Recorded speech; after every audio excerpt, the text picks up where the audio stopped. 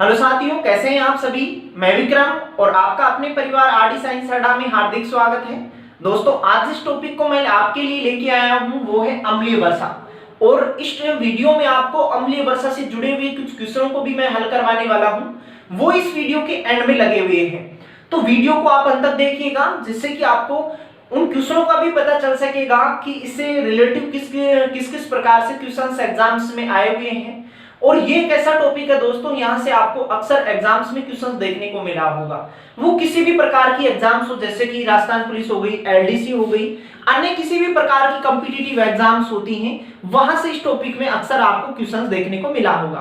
तो चलो दोस्तों, वीडियो को स्टार्ट करते हैं। वीडियो को स्टार्ट करने से पहले मैं आपको बता दूं, यदि वीडियो को आपने लाइक और शेयर नहीं किया है तो वीडियो को लाइक और शेयर करना नहीं भूले। आपकी थोड़ी इंस्पायरेशन से मेरे को कुछ एनर्जी मिलती है, जिससे मैं आपको जल्दी ही वीडियो प्रोवाइड करवाने की कोशिश करता हूं। तो चलो दोस्तों, वीडियो को स्टार्ट करते हैं। जैसा कि आप देख पा रहे होंगे, अम्लीय वर्षा। अब सबसे पहले हम यहां से एक बात जानते हैं कि अम्लीय वर्षा प्रभाव किसका होता है, यानी कि अम्लीय वर्षा होती किसके प्रभाव से है। अब जो अम्लीय वर्षा होती है, ये प्रभाव होती है वायुमंडल का। किसका होता है? वायुमंडल का। और जब वायुमंडल में विभिन्न प्रकार के हानिकारक गैसें होंगी, विभिन्न प्रकार के प्रदूषक होते हैं, वो जब वायुमंडल में इकट्ठे हो जाते हैं तो उन प्रदूषकों में से कुछ ऐसे प्रदूषक होते हैं, वो वर्षा के जल के साथ घुलकर कुछ अम्लों का निर्माण करते हैं, और वो अम्ल उस वर्षा के जल के साथ जमीन पे गिरता है। इस प्रक्रिया को कहा जाता है अम्लीय वर्षा। तो चलो, इसको सबसे पहले आपने एक बात तो यहां से क्या जाना कि जो अम्लीय वर्षा होती है, ये अम्ल वर्षा प्रभाव किसका होता है? वायुमंडल का होता है। और वायुमंडल का कैसा? वायुमंडल जब प्रदूषण हो जाता है तो उस प्रदूषण का प्रभाव होता है क्या? अम्ल वर्षा। तो सबसे पहले हमने ये से जाना कि जो वायुमंडल का जो प्रदूषण होता है या वायुमंडलीय जो प्रदूषण होता है, इस वायुमंडलीय प्रदूषण का प्रभाव होता है क्या? अम्ल वर्षा। यानी कि अम्लीय वर्षा किसके कारण होती है? वायुमंडल के दूषित होने के कारण, प्रदूषण होने के कारण। क्यों हो पाती है? क्योंकि इस प्रदूषण के दौरान बहुत सी ऐसी गैसें होती हैं, जैसे कि एक तो होती है सल्फर डाइऑक्साइड और एक होती है नाइट्रोजन के ऑक्साइड। ये गैसें वायुमंडल में जमा हो जाती हैं, क्योंकि जो SO2 होता है, ये SO2 निकलता है जीवाश्म ईंधनों के दहन से, और नाइट्रोजन के जो ऑक्साइड होते हैं ये निकलते हैं वाहनों के धुएं से। अब जब ये दोनों निकलेंगे तो वायुमंडल में जमा हो जाएंगे। जब ये वायुमंडल में जमा होते हैं, जब इनकी मात्रा ज्यादा हो जाती है, तो जैसे ही वर्षा का जल आता है ऊपर से नीचे की ओर, तो ये गैसें उस वर्षा के जल के साथ क्रिया करती हैं। क्रिया करने के पश्चात ये दोनों जो गैसें होती हैं, ये दो अम्लों का निर्माण करती है। एक गैस निर्माण करती है H2SO4 का, और दूसरी वाली गैस निर्माण करती है HNO3 का। अब यहां से दो गैसें हो गई, कौन कौन सी? SO2 और नाइट्रोजन की ऑक्साइड। ये दोनों ऑक्साइड, या हम ऐसे कह सकते हैं, दोनों गैसें वायुमंडल में जल के साथ क्रिया करके दो अम्लों का निर्माण करती हैं, जिसे कहा जाता है H2SO4 और HNO3। इसको कहा जाता है H2SO4 को सल्फ्यूरिक अम्ल, जबकि HNO3 को कहा जाता है नाइट्रिक अम्ल कहा जाता है। और ये दोनों ही अम्ल वर्षा के जल के साथ जैसे ही जमीन पे आते हैं तो ये अपना दुष्प्रभाव प्रकट करने लगते हैं, और इसी प्रक्रिया को कहा जाता है अम्लीय वर्षा या अम्लीय वर्षा कहा जाता है। तो आपने यहां से क्या क्या जाना? आपने जाना कि जो अम्ल वर्षा होती है, प्रभाव किसका होता है? वायुमंडल प्रदूषण का प्रभाव होता है। कि जब वायुमंडल में प्रदूषक ज्यादा इकट्ठे हो जाते हैं, और वो कौन कौन से प्रदूषक? SO2 और नाइट्रोजन के ऑक्साइड। क्यों? क्योंकि ये दोनों ही अम्ल वर्षा के जल के साथ क्रिया करके कौन से अम्ल बनाते हैं? H2SO4 और HNO3। और जब ये अम्ल वर्षा के जल के साथ जैसे ही जमीन पे गिरते हैं तो उस प्रक्रिया को कहा जाता है अम्लीय वर्षा कहा जाता है। चलो मैं दोस्तों इसकी जो परिभाषा है उसको और सटीक शब्दों में आपको बताने का प्रयास करता हूं। यदि आपको यहां से नहीं पता चला हो तो इसकी परिभाषा को दोबारा से देखिए आप, कि जब वायुमंडल में सल्फर डाइऑक्साइड, जिसे हमने क्या कहा था? SO2 कहा था, और नाइट्रोजन के ऑक्साइड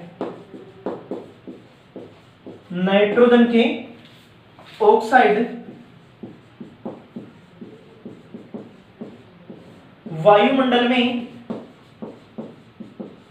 वर्षा के जल के साथ क्रिया करके क्रिया करके सल्फ्यूरिक अम्ल,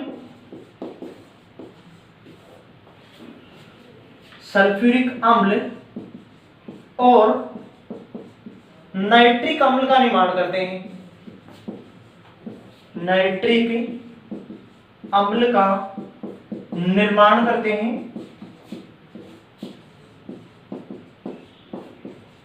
और ये अम्ल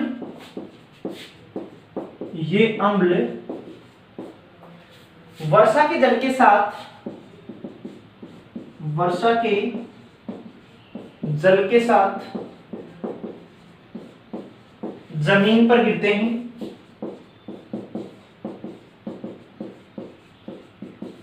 जिसे अम्लीय वर्षा कहा जाता है।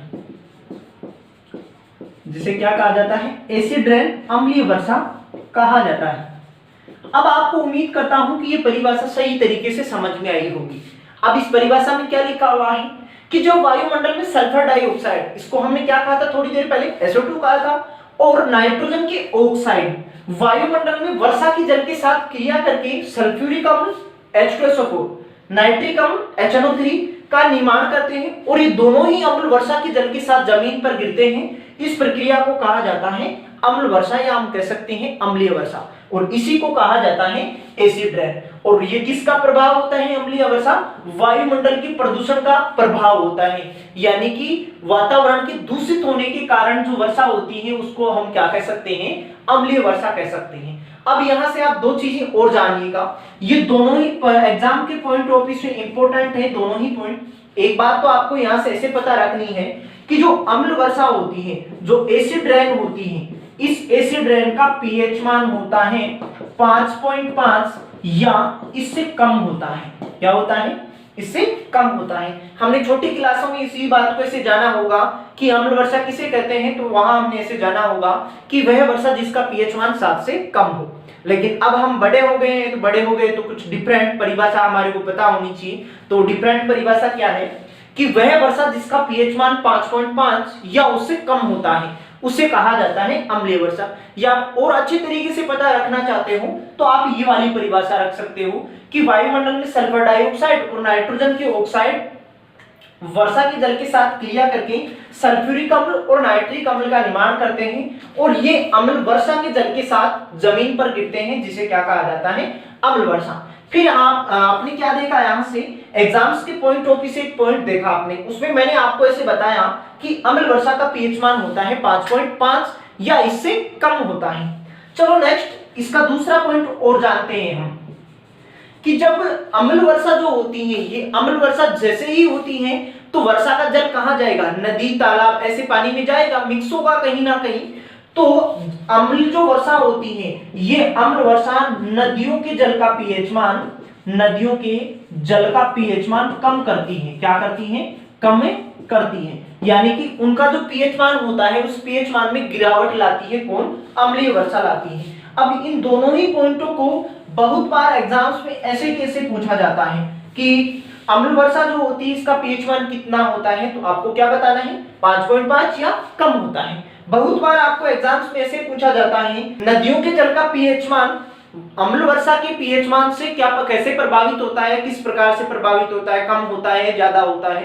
तो आपको क्या बताना है कि नदियों के जल का पीएच मान अम्लीय वर्षा के प्रभाव के कारण उनका पीएच मान क्या होता है? कम होता है, यानी कि पहले उनका ज्यादा था और अब क्या होने लग जाता है? कम होने लग जाता है। और जब अम्ल वर्षा का प्रभाव नदियों के जल पे दिखने लगता है, तो जैसे ही नदियों की जल का पीएच मान कम होता है तो नदी में उपस्थित जो जलीय जीव होते हैं वो धीरे धीरे नष्ट होने लग जाते हैं। तो यहां से आपने जाना होगा। अब यहां से नेक्स्ट बात आपको क्या जाननी है? आपको जाननी है कि जैसे मैंने आपको शुरू में बताया कि जो अम्ल वर्षा होती है, ये अम्ल वर्षा किसका प्रभाव होता है? वायुमंडल दूषण का या प्रदूषण का?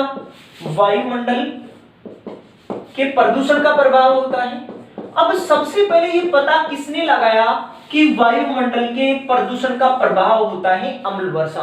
कि हम ऐसे कह सकते हैं इस बात को कि अम्ल वर्षा का वायुमंडल के साथ जो संबंध होता है, इस संबंध का सबसे पहले पता किसने लगाया?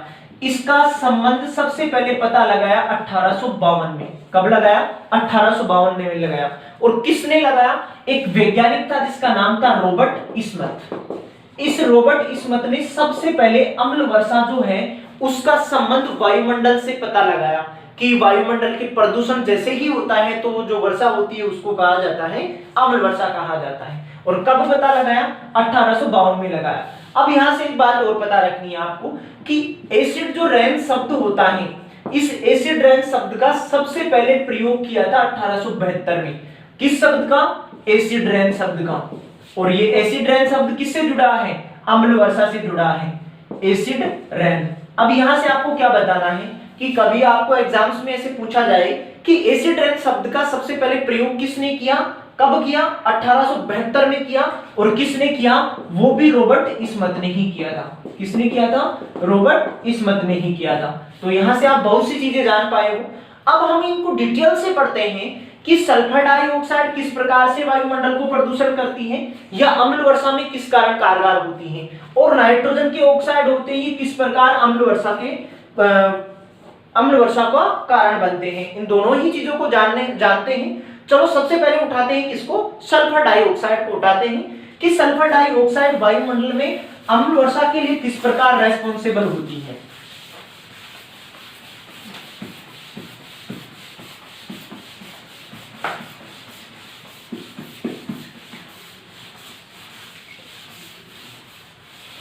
तो सबसे पहले देखते हैं किसको? SO2 को। और इसे हमने क्या कहा था अभी थोड़ी देर पहले? सल्फर डाइऑक्साइड कहा था, सल्फर डाइऑक्साइड कहा था। सबसे फर्स्ट बात तो आपको यहां से एग्जाम्स के पॉइंट ऑफ व्यू से ये बात पता रखनी है कि कौन सी गैस अम्ल वर्षा के लिए रेस्पॉन्सिबल होती है। तो एक तो कौन सी होती है? सल्फर डाइऑक्साइड होती है। अब चलो इसके एग्जाम्स के पॉइंट ऑफ व्यू से और आगे की बातें करते हैं। तो ये सल्फर डाइऑक्साइड क्या होती है, कैसे निकलती है? कि जीवाश्म जो ईंधन होते हैं उन जीवाश्म ईंधनों के दहन से SO2 गैस का उत्पादन होता है या SO2 गैस का उत्सर्जन होता है।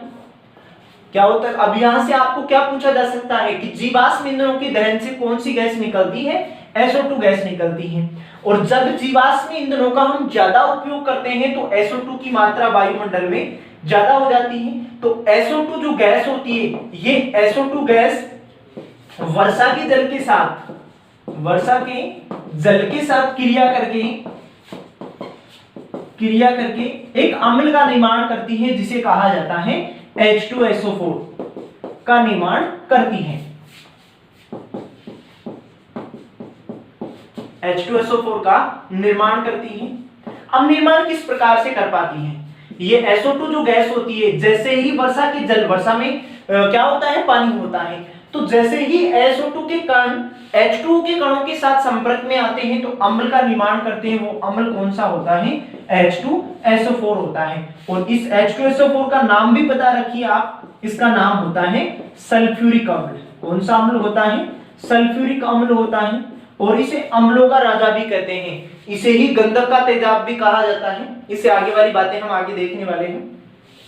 तो आपने यहां से क्या जाना? SO2 से रिलेटिव आपने क्या क्या जाना? SO2 से जाना कि सबसे पहले बात तो आपको ऐसे पता रखनी है कि SO2 गैस अम्लीय वर्षा के लिए रेस्पॉन्सिबल होती है। और SO2 गैस कहां से निकलती है? जीवाश्म ईंधनों के दहन से सर्वाधिक मात्रा में कौन सी निकलती है? SO2 निकलती है। जीवाश्म ईंधनों के दहन से निकलने को तो CO2 भी निकलती है, लेकिन सबसे ज्यादा जो निकलती है वो कौन सी निकलती है? SO2 से निकलती है। फिर हमने ऐसे देखा कि जो SO2 गैस होती है ये वर्षा के जल के साथ संपर्क करके कौन से अम्ल का निर्माण करती है? H2SO4 का निर्माण करती है, जिससे हमने यहां देखा इसको। और ये अम्ल, अब यहां से देखो SO2 जो है, इस SO2 से आपको विभिन्न प्रकार की क्वेश्चंस देखने को मिल सकते हैं कि कौन सी गैस अम्ल वर्षा के लिए रेस्पॉन्सिबल होती है। एक पढ़ चुके हैं हम, तो वो कौन सी है? SO2। और कौन सा अम्ल? कौन सा? H2SO4। अब नेक्स्ट आपको यहां से एक इंपॉर्टेंट पॉइंट का और पता रखना है, क्या कि अम्ल वर्षा में सर्वाधिक मात्रा में जो अम्ल पाया जाता है वो पाया जाता है H2SO4। दो अम्ल पाए जाते हैं, दूसरे अम्ल को हम आगे पढ़ने वाले हैं। तो आपको यहीं से पता रखना है कि अम्ल वर्षा में सर्वाधिक मात्रा में पाए जाने वाला जो अम्ल होता है वो कौन होता है? H2SO4। और इस H2SO4 को ही क्या कहते हैं? अम्लों का राजा कहा जाता है। क्या कहा जाता है? अम्लों का राजा कहा जाता है। और इसे ही कहा जाता है गंधक का तेजाब। क्या कहा जाता है? गंधक का तेजाब कहा जाता है। तो यहां से आप, और इससे आपको एक चीज और पता रखनी है। क्या पता रखनी है? कि जो H2SO4 होता है, इस H2SO4 का प्रयोग किया जाता है कि जो गाड़ियों की बैटरियां आती हैं, गाड़ियों की बैटरी में इस अम्ल का प्रयोग किया जाता है। बहुत बार हमारे को एग्जाम्स में यहाँ से क्वेश्चन देखने को मिलता है कि गाड़ियों की जो बैटरी होती है, इस बैटरी में किस अम्ल का प्रयोग किया जाता है। तो अम्ल कौन सा होता है? H2SO4 होता है। तो आप यहां से जान पाए होंगे SO2 से। आप इसका स्क्रीनशॉट भी ले सकते हैं। जो नोटबुक है आपकी, इस नोटबुक में भी आप ऐड कर सकते हैं उन सभी चीजों को। तो अब जैसे कि हमने SO2 को पढ़ा, हम उसी प्रकार से पढ़ते हैं नाइट्रोजन के ऑक्साइडों को। यहां से आपको 3 इंपॉर्टेंट पॉइंट तो पता रखने ही है। क्या? कि SO2 गैस अम्ल वर्षा के लिए रेस्पॉन्सिबल होती है, और SO2 गैस से कौन सा अम्ल निर्माण होता है जो अम्ल वर्षा के लिए रेस्पॉन्सिबल होता है? H2SO4 होता है। अम्ल वर्षा में सर्वाधिक मात्रा में पाए जाने वाला अम्ल कौन सा होता है? H2SO4 होता है। H2SO4 को और क्या कहा जाता है? इसे अम्लों का राजा कहा जाता है, गंधक का तेजाब भी से ही कहा जाता है, और गाड़ियों की बैटरी में H2SO4 का उपयोग किया जाता है। चलो नेक्स्ट, नाइट्रोजनों के जो नाइट्रोजन के ऑक्साइड होते हैं, उन नाइट्रोजनों के ऑक्साइडों की बात करते हैं। यहां से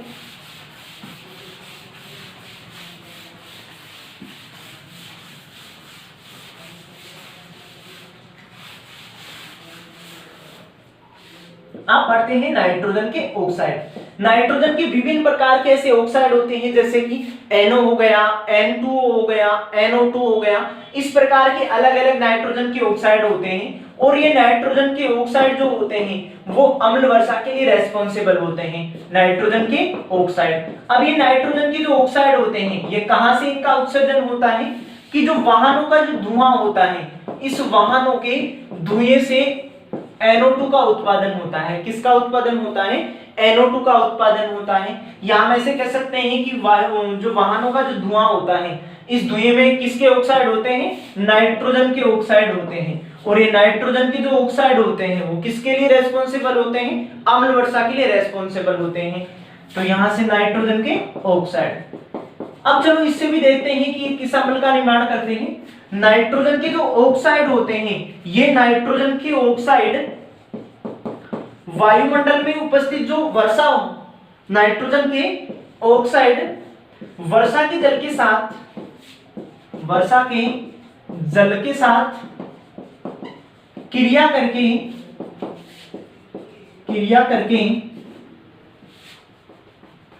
नाइट्रिक अम्ल का निर्माण करते हैं। नाइट्रिक अम्ल का, जिसे हमने क्या कहा? HNO3 कहते हैं, जिसको नाइट्रिक अम्ल का निर्माण करते हैं। और ये अम्ल वर्षा में पाया जाता है। जैसे कि हमने क्या जाना कि नाइट्रोजन का कोई सा भी ऑक्साइड हो, जिसे हम NOx के नाम से NOx लिख सकते हैं, ये जैसे ही जल के संपर्क में आता है, तो जल के संपर्क में आने पर ये अम्ल का निर्माण करता है कौन सा? HNO3, जिसे कहा जाता है कौन सा अम्ल? नाइट्रिक अम्ल कहा जाता है। अब यहां से आपका मैटर बहुत बड़ा हो चुका है, बहुत अच्छी बातें आ चुकी हैं। अब तक आपने क्या क्या बात सीखी? आपने सीखी कि एक तो कौन सी गैस? SO2 गैस, और एक कौन सी? नाइट्रोजन के ऑक्साइड अम्ल वर्षा के लिए रेस्पॉन्सिबल होते हैं। ये तो गैसों में आती हैं, लेकिन हमारे को अम्लों में पूछे कि अम्ल वर्षा में कौन कौन सा अम्ल पाया जाता है। तो अभी हमने थोड़ी देर पहले एक अम्ल पढ़ा था, कौन सा? H2SO4। और अब हमने क्या जाना? HNO3। HNO3 को कहा जाता है नाइट्रिक अम्ल, और इसको कहा जाता है सल्फ्यूरिक अम्ल। यानी कि अम्ल वर्षा में दो अम्ल पाए जाते हैं सर्वाधिक मात्रा में। एक तो होता है H2SO4 और दूसरा होता है HNO3। और कौन कौन सी गैसें होती हैं? एक होती है SO2 गैस और एक होती है नाइट्रोजन के ऑक्साइड। SO2 बनाती है सल्फ्यूरिक अम्ल को, और नाइट्रोजन के ऑक्साइड बनाती है किसको? नाइट्रिक अम्ल को। तो यहां से आपको चारों पॉइंटों में, एग्जाम्स के पॉइंट ऑफ व्यू से 4 इंपॉर्टेंट पॉइंट और याद करने हैं कि कौन कौन सी गैसें अम्ल वर्षा के लिए रेस्पॉन्सिबल होती हैं। एक आपने जाना SO2, दूसरी आपने जाना NOx। दूसरी बात यहां से आपको इसे पता रखना है कि अम्ल वर्षा में कौन से अम्ल सर्वाधिक मात्रा में पाए जाते हैं। तो एक तो पाया जाता है नाइट्रिक, दो ही अम्ल पाए जाते हैं, तो नाइट्रिक अम्ल, और एक पाया जाता है कौन सा, H2SO4। और इन दोनों, यदि दोनों अम्लों की भी बातें की जाए कि इन दोनों अम्लों में भी सर्वाधिक मात्रा में कौन सा अम्ल पाया जाता है, तब आपको क्या बताना है, H2SO4 जो अम्ल होता है ये अम्ल वर्षा में सर्वाधिक मात्रा में पाए जाने वाला अम्ल होता है। बाकी दोनों अम्लों का आपको कहीं एग्जाम्स में पूछा जा सकता है कि कौन कौन से अम्ल वर्षा में पाए जाते हैं, तो बताना है क्या, HNO3 और H2SO4। कौन सा अम्ल सर्वाधिक मात्रा में पाया जाता है, तब आपको बताना है कौन सा, H2SO4, जिसे कहा जाता है सल्फ्यूरिक अम्ल।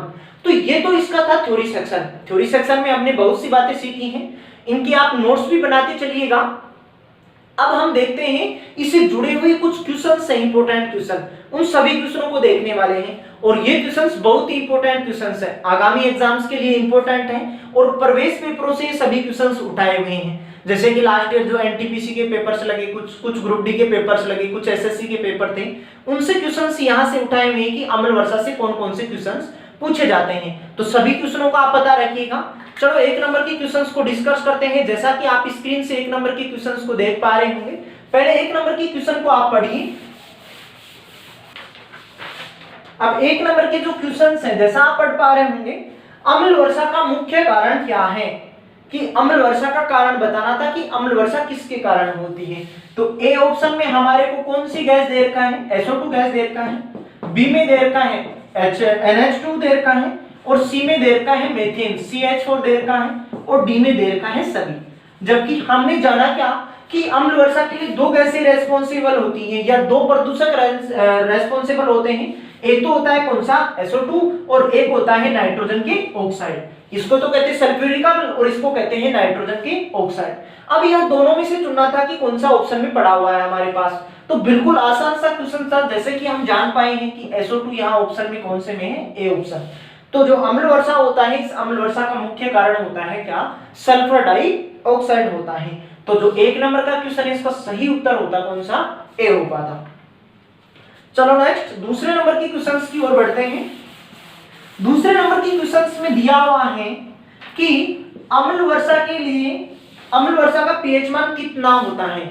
तो मैंने अभी आपको इसे बताया था कि अम्ल वर्षा का पीएच मान होता है 5.5 या इससे कम होता है, इससे कम होता है। ये आपको मैंने पॉइंटों में बताया है कि एग्जाम्स के पॉइंट ऑफ व्यू से दो इंपॉर्टेंट पॉइंट मैंने आपको बताए थे। एक पॉइंट बताया था कि अम्ल वर्षा का पीएच मान 5.5 या इससे कम होता है। नेक्स्ट पॉइंट मैंने आपको बताया था कि अम्ल वर्षा के जल के कारण जो नदियों का जल है उसका पीएच मान में क्या होती है, गिरावट होने लगती है। तो यहाँ से सही उत्तर होता 5.5 वाला। तो इसके यही ऑप्शन में दिया हुआ है कि 5.5 या इससे कम होता है किसका पीएच मान, अम्ल वर्षा का पीएच मान। चलो हमारे नेक्स्ट क्वेश्चन की ओर बढ़ते हैं। तीसरे नंबर के क्वेश्चंस में हमारे को दिया हुआ है क्या, कि अम्ल वर्षा किसके कारण होती है। अम्ल वर्षा किसके कारण होती है, जब वायुमंडल में दो प्रदूषक सर्वाधिक मात्रा में इकट्ठे हो जाएं। और वो दो प्रदूषक कौन से थे, एक तो था SO2 और एक था नाइट्रोजन के ऑक्साइड, या NO2 लिखा हुआ आ सकता है। मैंने आपको ऐसे कहा कि नाइट्रोजन का कोई सा भी ऑक्साइड हो गया वो अम्ल वर्षा के लिए रेस्पॉन्सिबल होता है। और नाइट्रोजन के तीन ऑक्साइडों को आपने अक्सर पढ़ा होगा, एक को पढ़ा होगा NO, एक आपने पढ़ा होगा N2O, एक आपने पढ़ा होगा NO2, और ये अम्ल वर्षा के लिए रेस्पॉन्सिबल होते हैं। तो यहां से हमारे को ऑप्शन में चुनना था कि ऐसा कहीं दिया हुआ है क्या।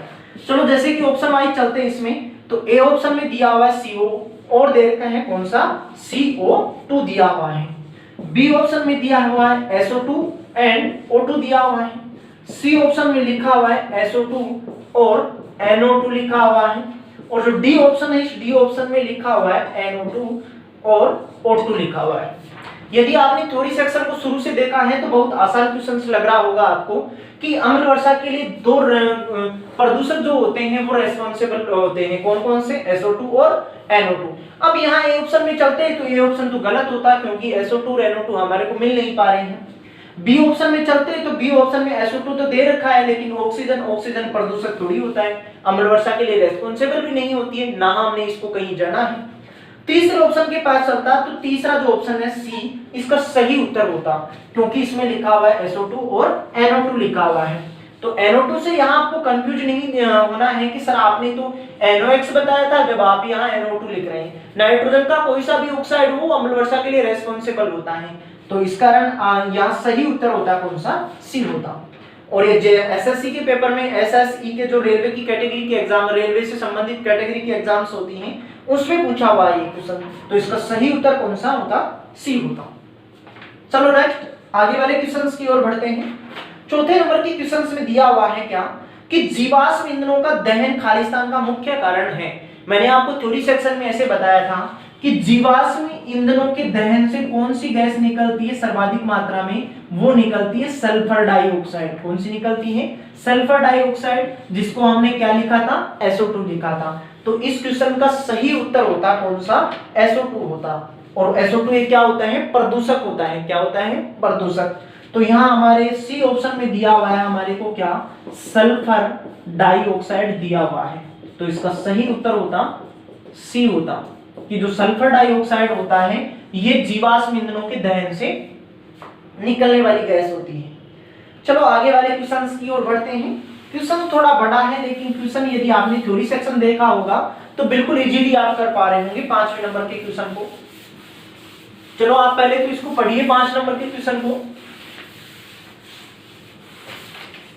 अब जैसा आपको स्क्रीन पे से दिखाई दे रहा होगा 5 नंबर का क्वेश्चन, अब इसमें हमारे को बताना क्या था कि वायुमंडल में निम्नलिखित किस गैस की उपस्थिति के कारण अम्ल वर्षा होती है।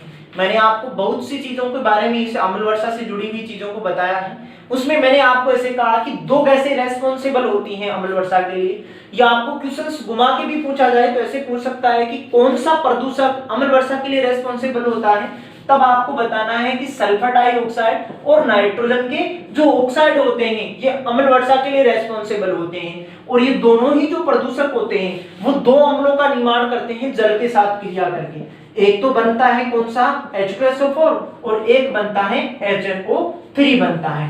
तो यहां से आप सही उत्तर बता पाते। यदि आपको अम्ल वर्षा में अम्ल पूछ रखा है तब बताना था H2SO4 और HNO3।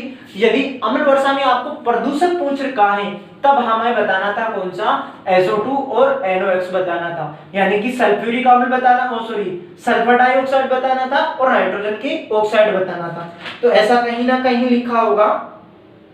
इसके बी ऑप्शन में जैसा कि आप देख भी पा रहे होंगे, बी ऑप्शन इसका सही होता, क्योंकि बी ऑप्शन में लिख रखा है सल्फर डाइऑक्साइड और नाइट्रोजन ऑक्साइड, ये अम्ल वर्षा के लिए रेस्पॉन्सिबल होने वाले प्रदूषक होते हैं। क्या होते हैं, प्रदूषक होते हैं। तो सही उत्तर बता पाते इसका, बी बता पाते। चलो नेक्स्ट 6 नंबर के क्वेश्चन की ओर बढ़ते हैं। क्वेश्चन थोड़ा बड़ा है, थोड़ा पेशेंस से देखिएगा। अब हमें यहाँ सत्य कथन नहीं वाला बताना है कि जो हमारे पास 4 ऑप्शन लिखे हुए हैं, इन 4 ऑप्शन में सही कथन कौन सा नहीं है। तो चलो दोस्तों ए ऑप्शन को पढ़ते हैं। यहाँ से ए ऑप्शन में दिया हुआ है कि अम्ल वर्षा इसके जल का पीएच मान 5.6 से कम होता है। तो ये तो सत्य है, इसका ए वाला जो कथन है ए वाला सत्य है, क्योंकि मैंने आपको इसे बताया कि अम्ल वर्षा का पीएच मान 5.5 या इससे क्या होता है, कम। यहाँ 5.5 से 5.6 भी हो तो हम थोड़ा आगे पीछे चलाते हैं। किसी भी लिक्विड का पीएच मान कभी निश्चित नहीं होता है।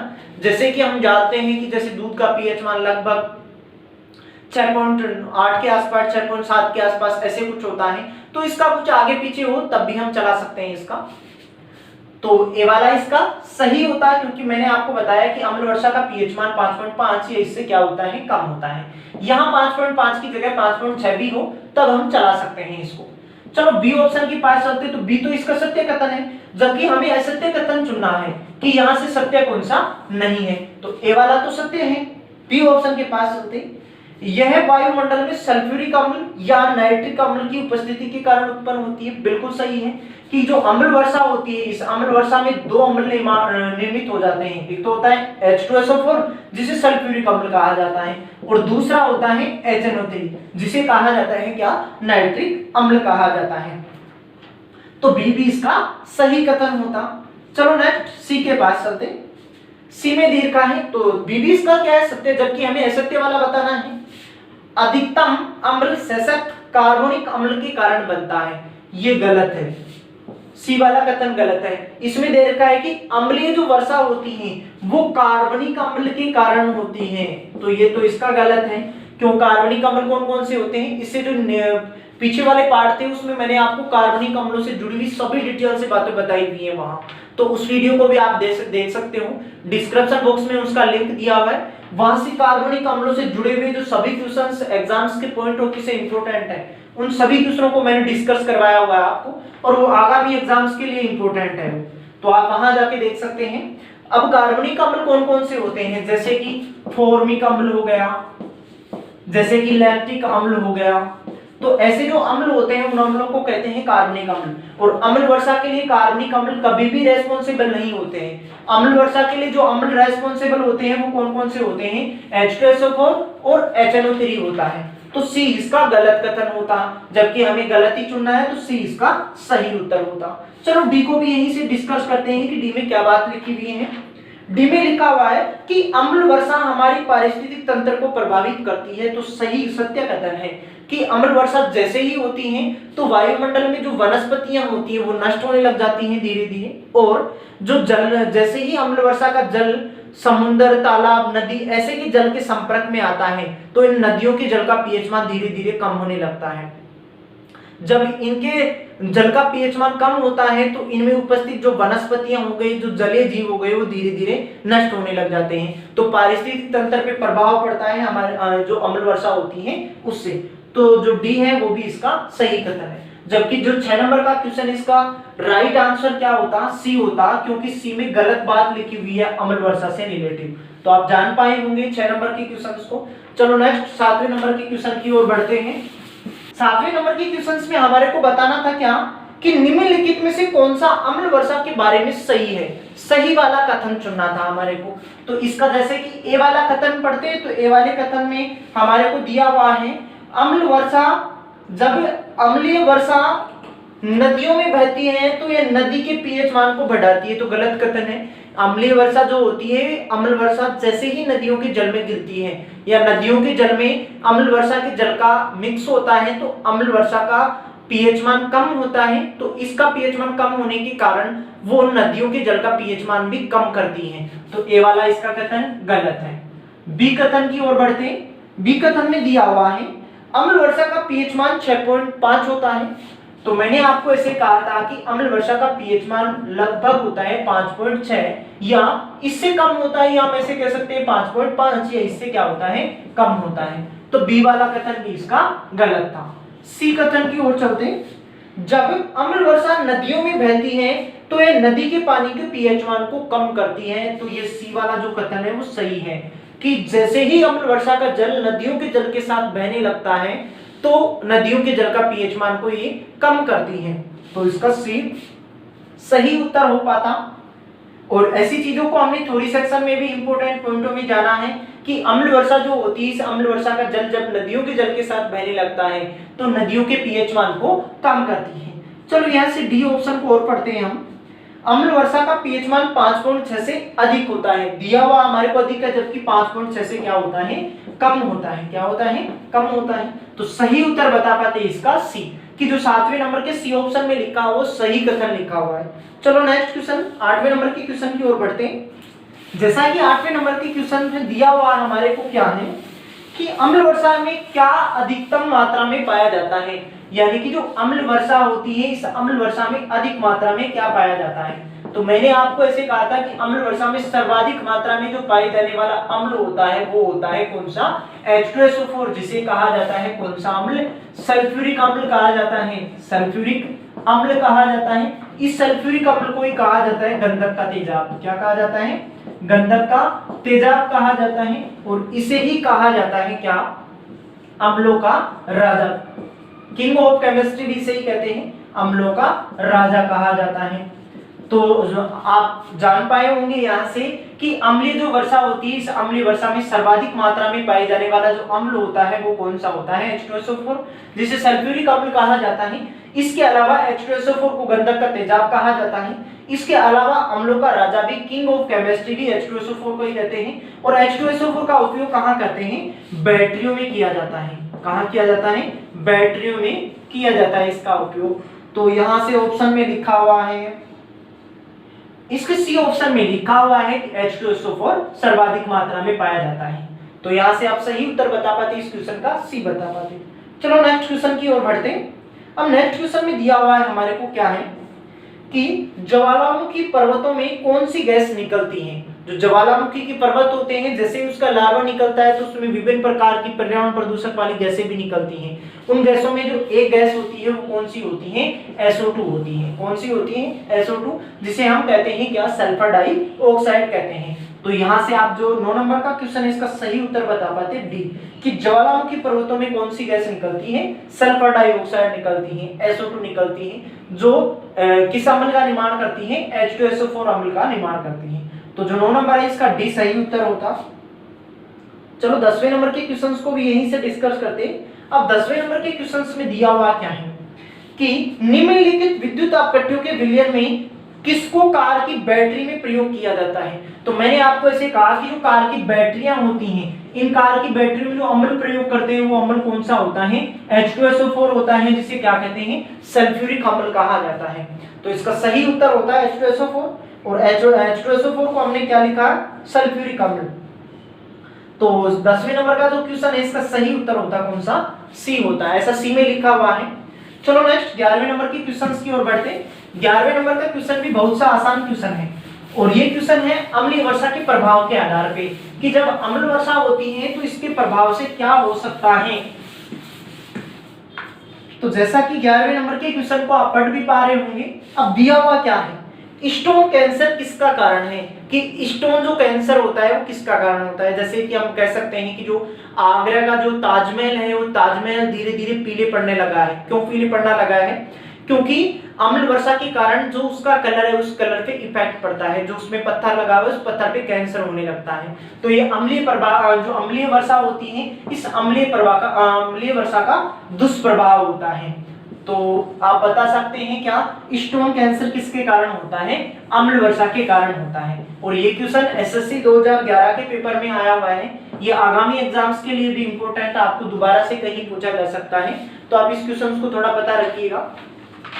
चलो नेक्स्ट 12वें नंबर के क्वेश्चन की ओर बढ़ते हैं। 12वें नंबर के क्वेश्चन में दिया हुआ है क्या कि कौन सा निम्नलिखित हवा प्रदूषण का कारण नहीं है, कि हवा प्रदूषण का कारण कौन सा नहीं है वो चुनना था हमारे को।